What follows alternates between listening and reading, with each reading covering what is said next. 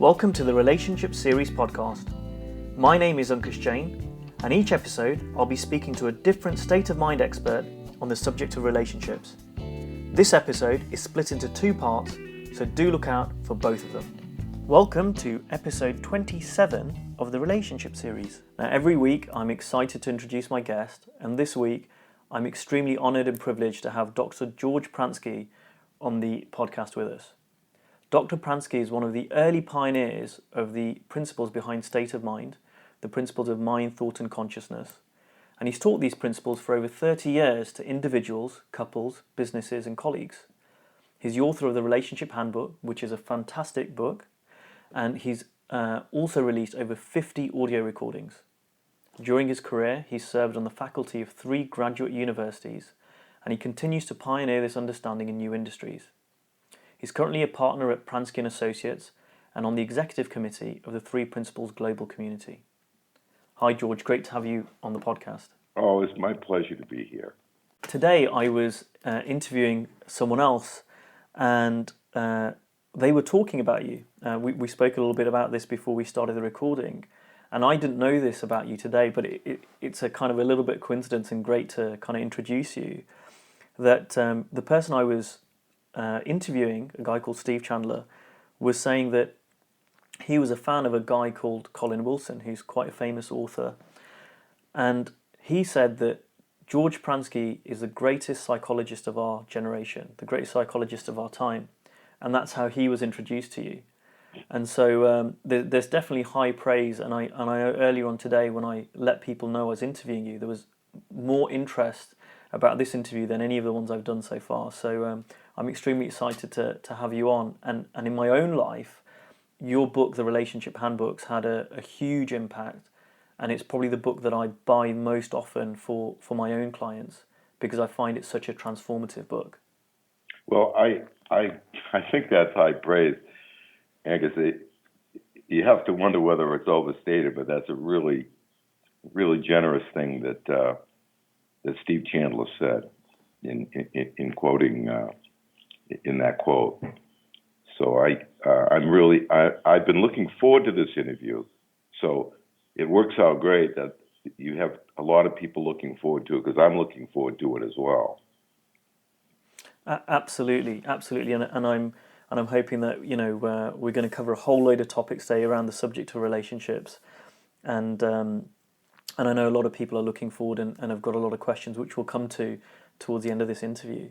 But really where I want to start off with is the same place that I start off with all my interviews, which is, what's a little bit of your story? So for people who don't know George Pransky, people don't know you, how is it that you came to have this career and became a pioneer in this understanding that people call the 3 principles? Well, I had a psychology practice, Angus, back in the San Francisco Bay Area with a gentleman named John Enright. We were professional partners, and he was the famous person. He was world renowned, and I was his intern, and then I became his employee. Then I became his partner, and in the course of working with John, we were I was a little troubled by the fact that people would come in for a problem in the first seminar, and then, several months later they come to a second seminar, and they'd have a whole different problem. And I really wanted to kind of imagine myself giving people fish when I came into the psychology profession and went to grad school. I mean, teaching them to fish. I really had envisioned that, and here I was giving them fish. People were having to come back to me for answers. And at that time, a student of John's, a longtime student of John's, who was kind of a professional seeker, told him about someone, a man on Salt Spring Island, and this guy had Val, his name was. He had gone to see gone to see Sid. So he talked about this guy, Sidney Banks, and he went up to one of Sidney Banks's lectures, and he told John that the people who were listening to Sydney Banks, just listening to his lectures, were changing. The couples were falling in love. The people who were stressed out businessmen were learning to enjoy themselves. The people who were kind of lost and aimless were finding their way. And John went up there at Val's request just to see what was going on. And John asked me to come up there. And I couldn't believe what John was saying, because all it was talks. And because it was like, a 25-minute talk. That was it. There was no technique. There was no follow-up. There was no program. It's just a person talking to a room full of people. And I went up there, and I noticed how he was affecting people. And it really hit me like a ton of bricks. I thought, gee, he's so low-key, and yet he's having this impact. And Sid's story was that he had what you call an epiphany, or a moment of truth, where his level of understanding went way up. And he went from, like a kind of a blue-collar, workaday, welder, and all of a sudden he's seeing the life with all this profundity, and he's sharing it with others, and other people are catching on, and their lives are changing. So he asked me to talk with him individually. So my wife and I went over to his house, and we were the first psychologist who had ever had the opportunity to talk with. He'd invited a bunch of them, but they were nervous about it. But Linda and I, kind of threw caution to the wind and went over to his house and told him what we did as psychologists, because he asked us. And he said to us, all the things you're doing, going into the past and things like that, would cause people a lot of pain, suffering. And we said, well, that's just transitory, Sid, because when they get through with us, they get past that. So it's kind of the price they pay to find their health. He asked me if people get through it, and I realized that they didn't. It was very seldom that someone came out the other end and were doing well. And as proof of that, my wife and my relationship was really bad at that time. And we were practicing what we were preaching, and it was making things worse. Now, there's two things that I took away from meeting with Sid. One of them was I began to question whether life as I saw it was really that way, or whether it only looked that way to me. That was one thing. So I was kind of questioning the illusory nature of life. The other thing was, when my head cleared and I had this little jump in my understanding, I saw my wife, Linda, in a whole different light. And at that time, we were just a couple. We hadn't gotten married yet. And I felt this new feeling of love for her, which I had lost in the course of the few years we were together. And I began to see that I was seeing her in a different light, thinking about her differently, felt more connected, and it was kind of like an instant change in our relationship. And I didn't think something like that was possible. I thought relationship change took a lot of time and a lot of energy and a lot of work. And here it was, just in the course of a couple of days, I was feeling very differently about her. I was seeing her with much more regard and respect and more understanding. I was, feeling closer to her. My regard for her went way up. All this happened in a couple of days. And again, I wondered, was I seeing things right before? How come it looked that way before? And how come it looks this way different? Now it's different. And it was puzzling to me. And I walked away from Salt Spring Island thinking, gee whiz, this is really has a lot of power in it. and it's really made a difference in me. And it kind of set me on a path to take what I learned and to learn more, and it changed my direction professionally. So I eventually dropped practice with John over the course of the next few months, and hung up my shingle and started trying to teach what I had learned as a result of my conversations with Sid. And that was in 1976. And at that time, it was just Linda and I and this guy, Roger Mills, who was in the prevention field. And that's how it all started. And then it's just picked up momentum since then. We trained professionals who got interested for their own sake, usually for their own stress. And we started teaching people how to teach this. And then, wrote the books, and now it's been really fast growing. So there's so many questions that I've got, but one of the ones that comes to me is that, I'm presuming you were a man of science. You looked at things kind of psychologically and helped people improve, and it sounds like this experience you had was almost spiritual. And dare I say it, there might be some people listening to this who think, "Oh, that sounds a little bit woo-woo." But it sounds like, again, you've been called the greatest psychologist of our time, and you've still got this scientific understanding. How do you see those two things coming together, or was it very obvious to you very early on, or was there a process involved in that? Well, yeah, what you're asking an interesting question, because it does sound mysterious and spiritual, okay? And it is mysterious and spiritual, but that is the nature of changing people. Like, anybody, if they look, will say, "Gee, I'm surprised that I changed the way I did at that time.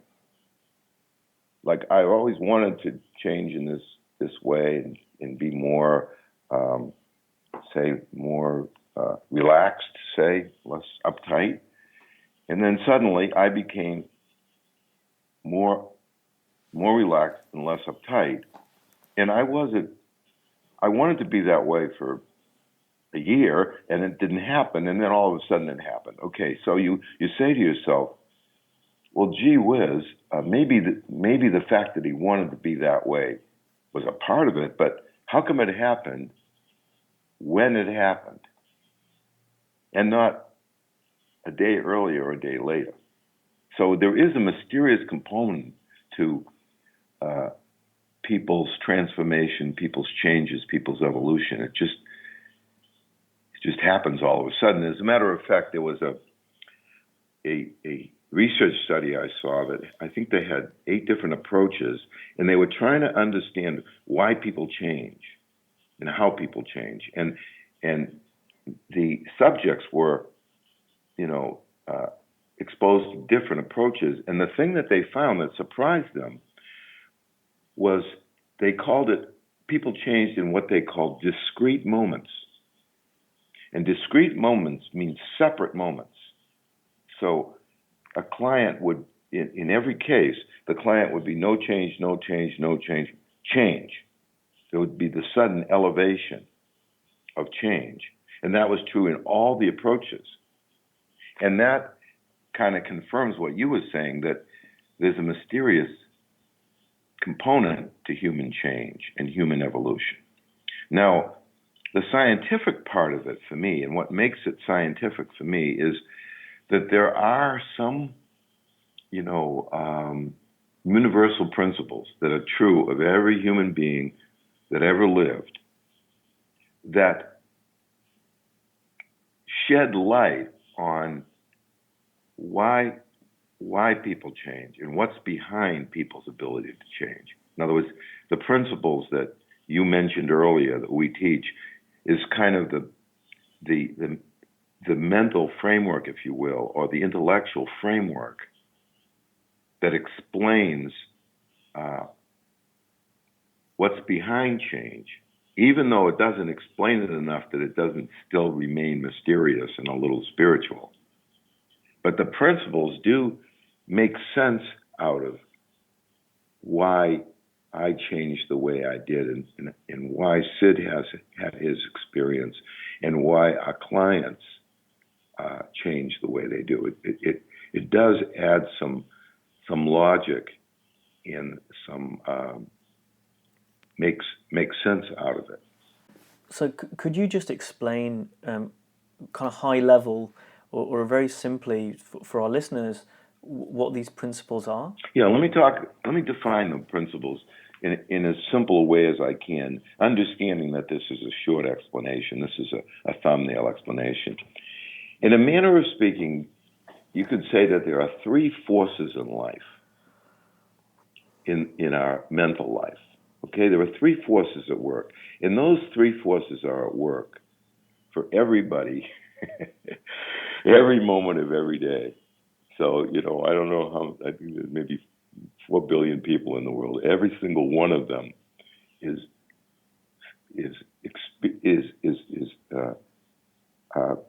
being affected by these forces, whether they know it or not. Okay? One of the forces is kind of the psychological equivalent of the life force. So it's the rock bottom power it represents the power and capability for human beings to have a mental life. So it represents the power of creativity and the power of intelligence and the power to have a mental life in the first place. So it's kind of the equivalent of people saying that there's a life force behind the physical existence of a person, that beats their heart and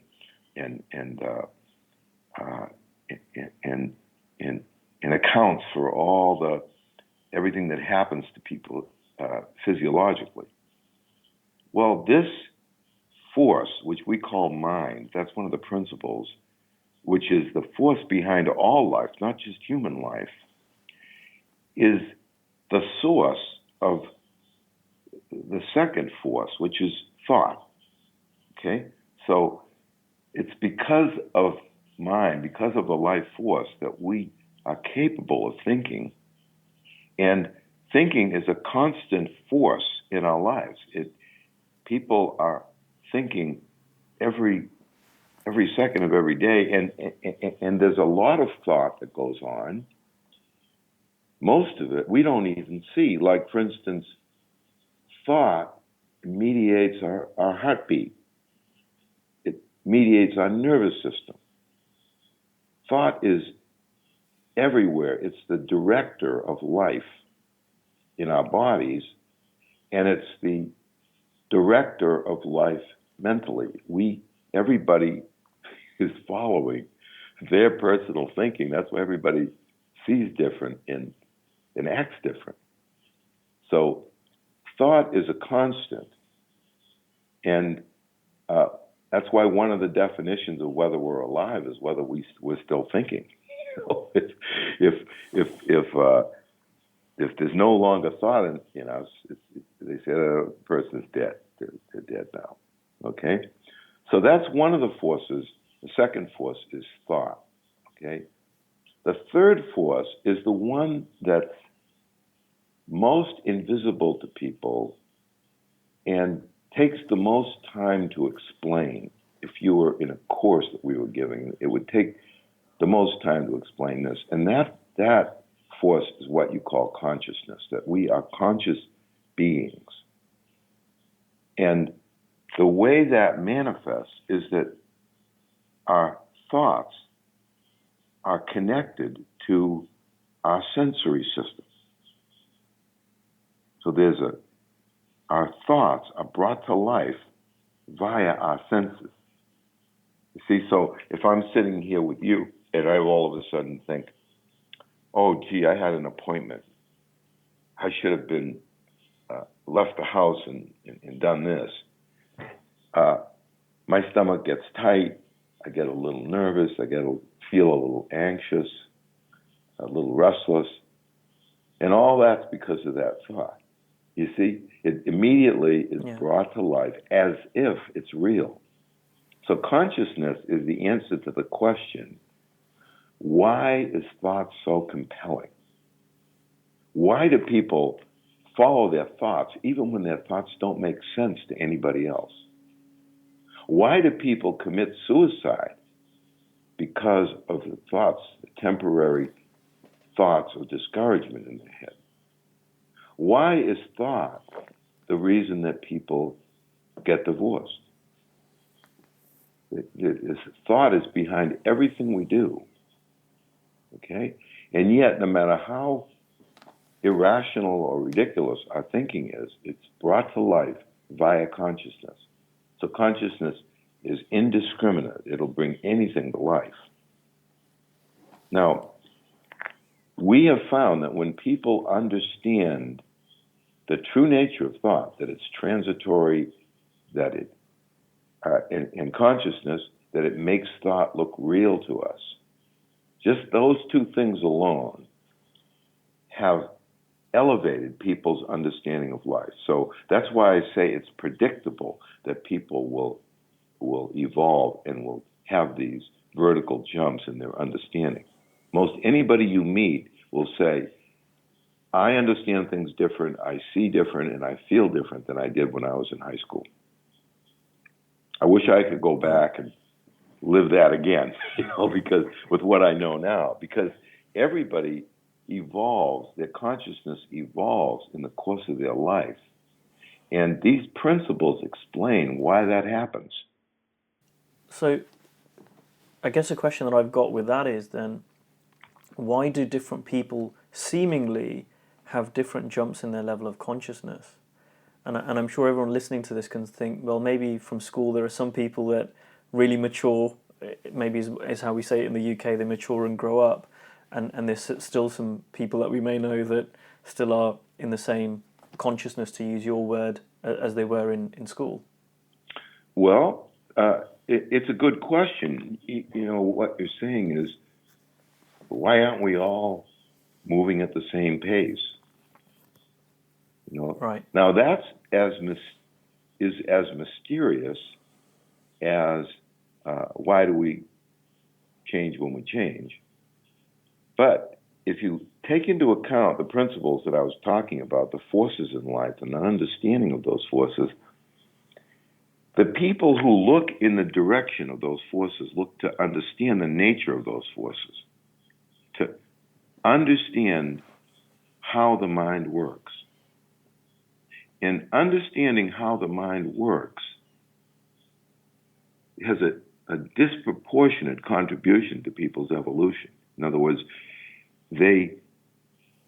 that seems to accelerate their growth in understanding, because those principles are at the very bottom of what's happening. They're the foundation. And when people look at the foundation, it guides them, and it gives them an opportunity to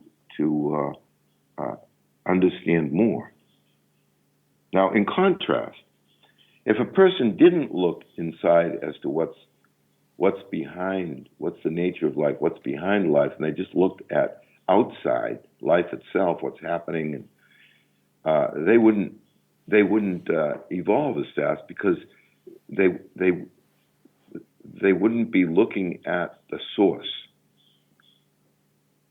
See, so I think the extent to which people look towards the source and are open to understanding more and can get past their own thinking, can not be blinded by their own thinking, that contributes to the acceleration of their learning and their understanding. It's still never know when you're going to get the jump and how big a jump it's going to be, but that to me is the bus stop. Okay, the bus stop is looking in the direction of the principles behind life, the basic nature of life, looking in that direction, rather than looking at your own personal plight. Okay, so looking more philosophically, seeing life more impersonally, and being open enough that your own already existing thinking doesn't block your view of those fundamental principles. If you do those two things, to me, you're on the bus stop, and nobody knows when the bus is going to show up. Now, this isn't just a nice idea. I mean, one thing that I discovered when I learned about you a few years ago was, and correct me if I'm wrong here, George, but most marriage counselors or most therapists that deal with people who are having marriage problems had kind of a 10% success rate. Mm-hmm. So 90% of people that would go to a typical marriage counselor, from what I've heard, 90% of those couples would split up. And the conventional wisdom was, well, they're already having issues, Right. so we do what we can, but it's a success that we got 10% of those people through. Now, with you pointing people to these principles behind their kind of mental understanding, I call them the principles behind our state of mind. You had, I believe, a 90% success rate. It was the inverse. Mm-hmm. That's true. And so there is something real tangible. This is not just a nice idea. This is something that's had a tangible effect on people, and especially their relationships, right? Absolutely. In other words, I would say the reason that I had such a high success rate, and my colleagues that teach the principles have a high success rate, is not because of them, but because of the principles. In other words, the principles are incredibly practical in helping relationships. Can I say more about that? Yeah, I literally was just going to ask you, why is it that you think that all of these state of mind experts that I've been interviewing, because as may be obvious to people listening to this, that all of the experts that I've been interviewing have an understanding of these principles that you're talking about, George. Why do you think that lends them to having good relationships themselves and helping other people having good relationships? Well, here's the thing. You're right. Like the people I know that you've interviewed, they're all principle-based. That's what they teach, is the principles. And here's my understanding of why, my personal understanding of why the principles have such a powerful impact on couples. Okay, I would say that, and I'm a licensed marriage and family counselor since 1972. I don't know how many years that is. That's a long time. That's probably 40 years. Okay, so I've seen, a lot of couples. There are three problems that couples have that represent over 90% of all the problems that couples have. In other words, these three problems account for 90% of the difficulty that couples have. And that's with a 40-year sample. Okay, you with me so far? And here's what they are. Yeah, I'm on the edge of my seat to hear what these three issues are. Problem number one is they do badly at handling the other person's emotional reaction. In other words, people's moods, people get upset. When people don't do well to react to respond to those, it turns into a negative spiral. And every time it happens, it gets worse. So if like I say, I have a temper, okay, and when I get down or I get upset, I yell, okay? And my wife gets upset by that and reacts to that herself. And she gets how she gets when she's down. So let's say she gets critical when I get overbearing, okay? Well, that creates a vicious cycle if we don't know what we're doing. And pretty soon, I get louder and she gets more critical, and it spirals down. And at some point, we say, I can't stand all this, emotional distress. I think we should get a divorce. So that's number one of three, okay? The second one is handling differences. Couples will have differences as to particularly particularly more difficult when they have children. So they have differences over parenting. One's more permissive, the other one's more,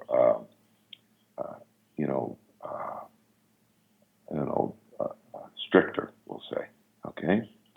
Or they'll disagree about whether they should stay home or go out. One's more social, the other's more introverted. Or they'll disagree about how the money should be spent. So you have couples, and you're always going to have differences in how they view things, differences of opinions. You can't get around that. I know people on the dating website try to eliminate that problem by finding someone who's exactly like them, but you're not going to. When you get to know them, you're going to find there are differences.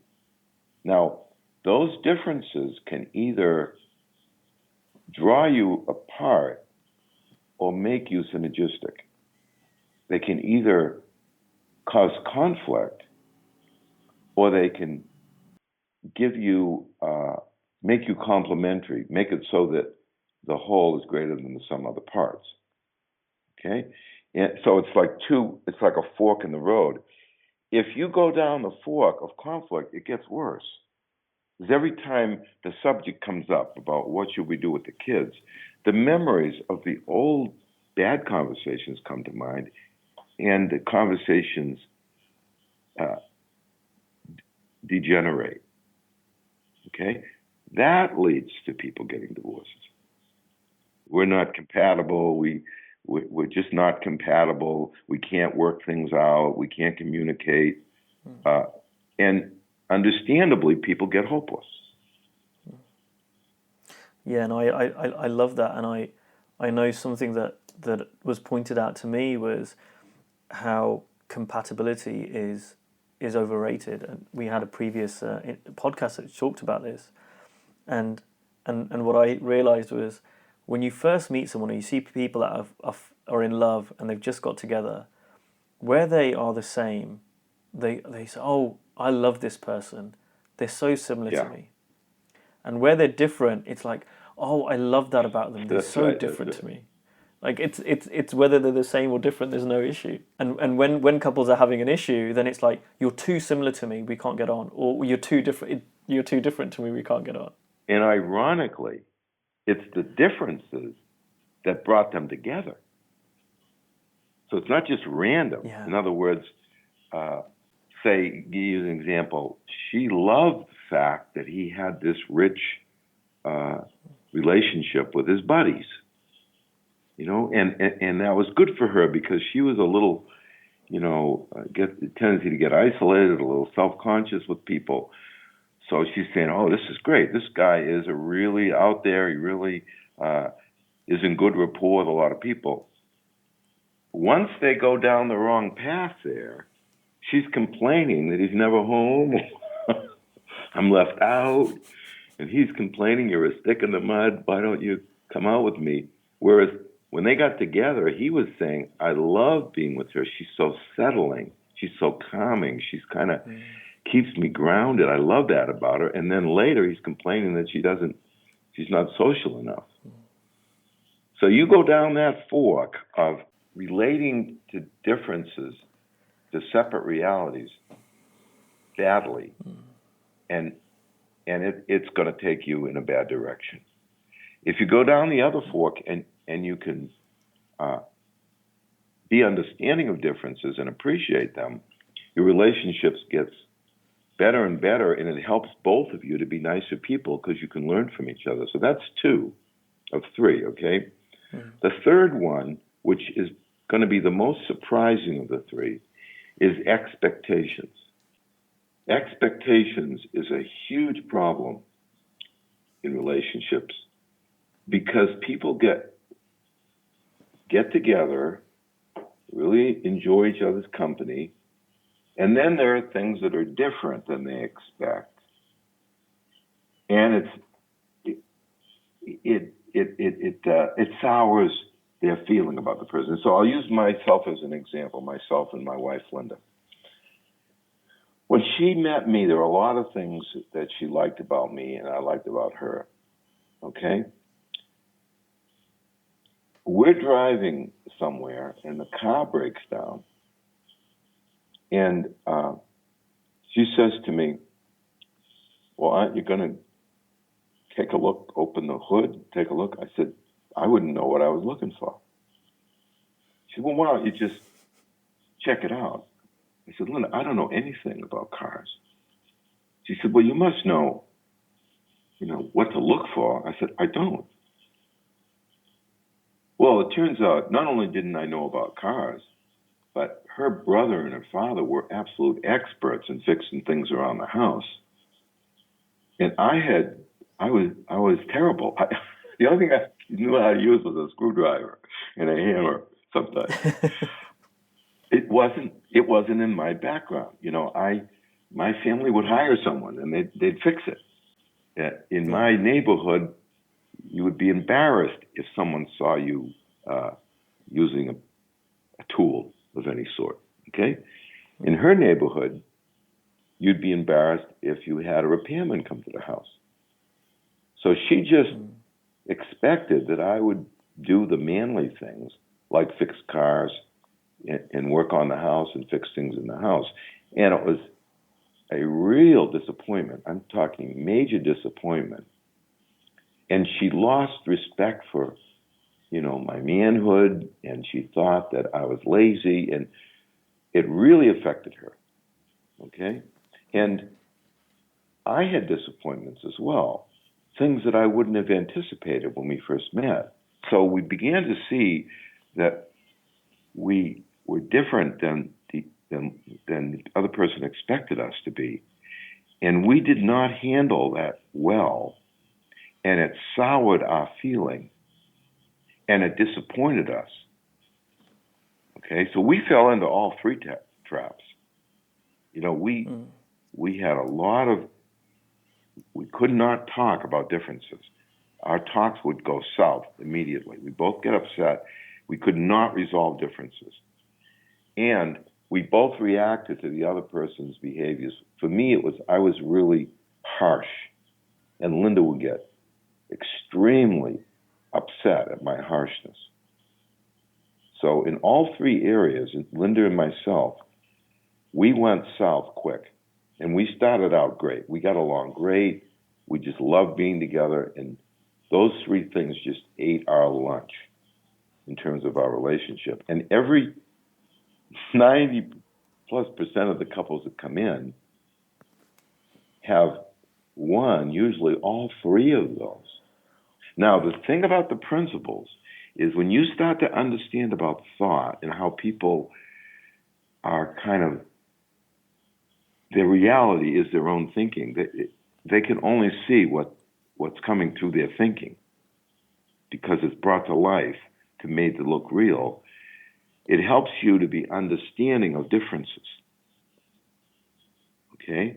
When you begin to see that people's emotional reactions and moods is just their temporary thinking is kind of frightening them or throwing them off balance, and that it's just thought, that it's just temporary, that they'll get over it, that it's very human, very common, everybody's that way, and all you have to do is be patient and understanding and not take it personally.